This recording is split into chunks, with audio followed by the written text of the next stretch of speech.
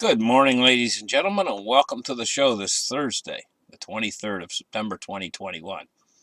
You know, it seems to me that our forefathers, a long time ago, were willing to accept an awful lot less garbage. Like, I'm going to call it garbage. What the government, they make all these new rules and stuff, and they expect you to follow them. And our forefathers wouldn't take. They had a lot more chutzpah. They had a lot more, oh, what's the word I'm looking for? They wouldn't just stand around and let the government, if the government made a new rule, okay, we're going to put all of you in chains tomorrow. It seems like the way people are today, they just stand and say, okay, we're going to be putting chains tomorrow, and they put their hands out in front of them to have the chains put on.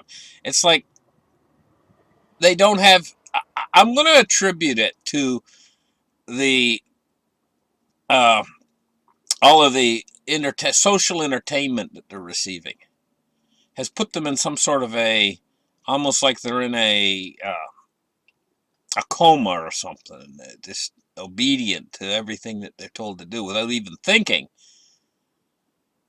Our forefathers weren't like that, but they didn't have smartphones.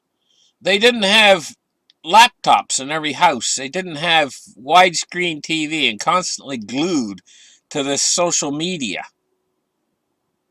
which basically tends to confuse the masses and takes their minds off of the issues that their minds should be on. This slow withering away of any sort of actually dignity itself. A slow withering away. It's almost like the frog being boiled in the water, and it's slowly getting worse and worse. And they're so accepting of it all.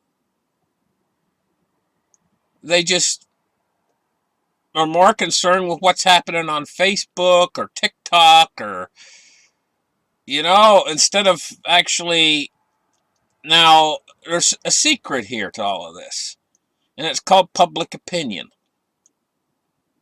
With the political class out there, the biggest thing that they're frightened of is a change in public opinion. It terrifies politicians. But on the other side of this coin, they don't know where to stop. And so what we have going on here is very simple. They've created a machine or a mechanism called the Federal Reserve that's creating a wealth transfer from all of the people, ordinary people, like you and me and all the people on the street, everybody you see out there, to just see select few people. The wealth is being siphoned off, and they're like a machine. The Fed's like a machine that's creating this effect. And it's only going to get worse and worse and worse. There's going to be a point coming in the future where it's going to get so bad in the end that they're going to have to take their attention away from the smartphone. They're going to have to take their attention away from the laptop and their TikTok and their Snapchat and all of that.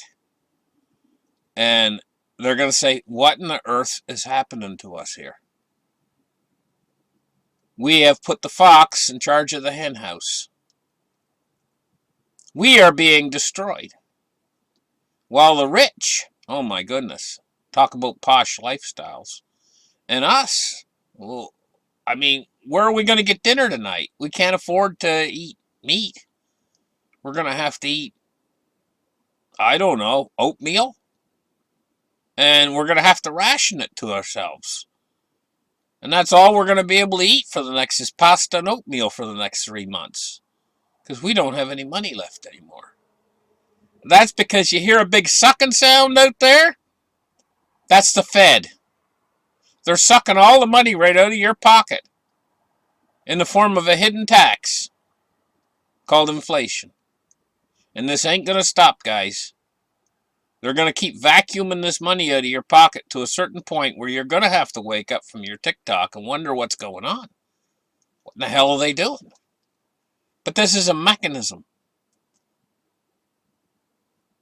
a mechanism of destruction of the middle class and lower middle class, and well, all the people that make up the base of society and do all the work. It's already got to the point where an awful lot of them feel like it's useless to even try to go out and get a job. We got like 10 million jobs in the United States openings, right? And they can't find the employers can't find people out there willing to take the job because people are just giving up in masses. They're mismanaging everything into the ground. And the Fed is the behemoth that's at the center of this complex structure that's been created to basically it's pillaging the middle class. What else can I say? Let's get right in there and open up the charts right here and take a look at what this says. It's an article. It says time to say goodbye to the everything bubble. Well, guys, I don't think so. I think they got this wealth transfer going on out there, this hidden tax. And all this talk of taper and stuff is just going through the motions. This everything bubble out there, if it even starts to pop, they're going to rush in with more money than you can possibly imagine. But it might start to pop. We got an awful lot of forces coming in that are deflationary right now. Like we got the debt ceiling. I'm going to tell you that's the biggest deflationary force of them all. And if they don't raise that debt ceiling, the whole system will deflate overnight. And I'm not being funny here, guys. The system would deflate overnight. And it would probably lock up and freeze. When Janet Yellen said that could be an economic catastrophe, and she used the word catastrophic, it is. She's not exaggerating. What are they playing with? What are they thinking right now? Letting that debt ceiling go like they're letting it go right up to the last minute. Don't they know that they could slip over the line accidentally? The system would freeze. I'll tell you, okay, I'm going to tell you guys what would happen if system freezes.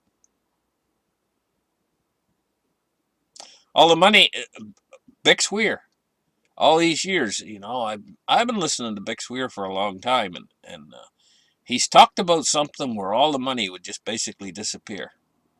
Except for cash, except for change, except for the real thing you can hold tangible in your real hand. Anything you can hold tangible in your real hand wouldn't disappear. But all this money that's in the system that's all connected to treasuries, all these financial products, financial engineering, it would all just basically freeze and lock up. And then at that point, it's kind of like, how do you... It would be very similar to the effect of Humpty Dumpty sitting up on a wall, and he takes a great fall, and he's an egg, That's what Humpty Dumpty is. And he lands on the ground, he smashes into a million little pieces, and they can't put him back together again. That's what would happen to all of the what's called money that's in the system that is all digital. It's just a digital ledger that they've been playing with for the last, I don't know how many years. Going back, well, I remember when I was a kid, you used to go to the bank and it was always real money. And they used to keep the ledger. The banks used to keep a ledger. Well, you go in to make a deposit, they had a little bank book, and they would write in what that ledger was, and then they write it into their book. And basically, you were keeping a bank book, keeping the same ledger that they kept. And they just kept it. It was on paper. Believe it or not, guys, it was on paper. They knew how much money you had in the bank because they kept the ledger on paper. And like if you went to another branch, like maybe 1,000 miles away of the same bank, they wouldn't know how much money you had because it was on paper. They would have to call up the other bank and find out how much money you had. This is the way it worked before computers. Now they got computer ledger, the banks, and they know instantaneously how much from one branch to the other because it goes across the internet. Well, back then the internet didn't exist. Money was more real money. They kept at least the fractional reserve of your money in the bank. Now, the bank vaults are just symbolic of an age gone by. You know, when you go to your local bank, you see the big bank vault. It's just a symbol of an age gone by. And now it's mostly just safety deposit boxes and stuff like that. That's all they do. You know, it's not real. The system right now is not real. And if they were to let this debt ceiling go through, I think the system would freeze. I think it would cause such a panic, such a chaos, the system would freeze and lock up, and all that money that's not real, it's just ledger money, would be locked up. Basically, it would be such a crisis that they wouldn't even know who owns what, I don't think. I think it would create a massive crisis. The crisis that Bix Weir's been describing for years could possibly happen if they don't raise that debt ceiling. I think it'd cause a crisis like we've never seen before. Anyway, that being said, I don't think it's time to say goodbye to the everything bubble. I think they're going to push the debt ceiling through one way or another at the last minute. That's what I think they're going to do. I think they're going to push it through at the last minute to avert a crisis of massive proportions. I think what you're going to see happen is after they push that debt ceiling through, then the evergreen crisis is being absorbed by China. Basically, what they're going to do is they're going to divide that company into pieces, and they're going to take it over government control. In China, so Evergrande, I called it Evergreen. Evergrande is going to be taken over by the Chinese government. That's what's happening with that, so it's going to be somewhat absorbed. And if they pass the debt ceiling, which is the most likely conclusion, most likely thing to happen, then we're heading toward inflation, and this everything bubble, they're not going to let it pop. I really don't think they're going to let it pop. I don't think it's time to say goodbye to it. And by next March, and I've said this to you guys before, if they don't cure this inflation problem by next March, it's going to start to run away on them toward hyperinflation. So next year is the year of hyperinflation, and I don't think they're going to solve the everything bubble. I don't think they're going to solve anything. I think they're just going to keep pumping the money out there, ultimately, in the end. Taper is just going to be something that they're going to have to leave behind. And I think we're going to be moving toward inflation by next March. And this deflation that's threatening the system right now is only going to last until March. In other words, if we don't get a market crash by next March, we ain't going to get a market crash. So there's a window of opportunity here for the market crash. And we're probably right in the most powerful point of that window of opportunity for the crash right now. So, waiting to see if it will happen or it won't. It depends on the system right now, whether it happens or not. It depends on what the Fed does, whether we're going to see the everything crash or not. Let's take a look at silver today. We're down 4 cents. 22.62 today on silver. This is going to break free no later than next March. Like I told you guys, that the inflation would be intractable by March. Well, once the world out there figures out that the inflation is intractable, then the gold and silver price is off to the races. So you only got to wait until next March, which is not very long, you guys. We're almost to the end of the year. It's basically 2 quarters. And the gold and silver price are going to break free. And they might not exactly break free in the way that you think. In other words, the spot price might not break free. It might be the premiums. In other words, the price might be on the real metal. That's where it might break free. In other words, it's all gone. Gold and silver, and you can't get any, and the price might shoot to the moon, and it might leave this spot price behind. The spot price might go up, but not like the price of buying real metal. You know? And we might, I mean, this time next year, we might be looking at like $300 silver. it's very easy within the realm of possibility. And, like $5,000 gold sort of thing by this time next year. And so the problem with all of this is you guys have waited so long. Now you're discouraged a lot. You're getting discouraged, and you're right on the cusp of it happening. It's almost here. Almost here. Let's take a look at now cryptocurrency. What we're looking at today, why am I so... Okay, 1964. Now I'm going to refresh the page, and this tells me which direction it's moving. 1980. It's going up very fast right now. Cryptocurrency's climbing right now.